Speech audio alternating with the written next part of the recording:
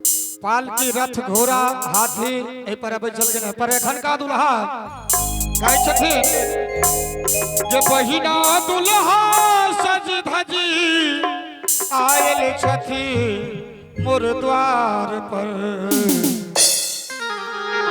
जे बहिना दुल्हा सज धजी आयला हमर द्वार पर। चढ़ी का मोटर कार पर महीना सज दुल्हा आयल छथि मोर द्वार पर। चढ़ी मोटर कार पर महीना दुल्हा सज धजी आयला हमारा द्वार पर। चढ़ी मोटर कार पर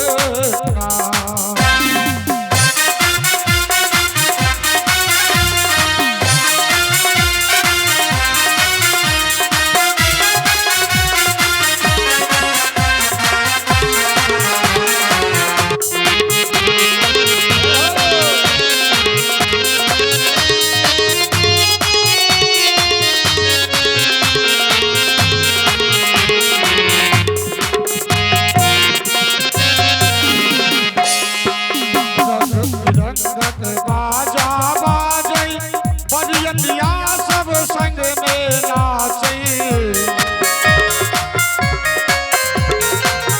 रंग बिरंगक बाजा बाजै बरियतिया सब संग में नाचै। ये बहिना नजर गरल छै ई दुल्हा सरकार पर। ये बहिना नजर गरल दुल्हा सरकार पर। चढ़ चढ़ मोटर कार पर ये बहिना दुल्हा सज धजी आयला हमारा द्वार पर। चढ़ चढ़ मोटर कार पर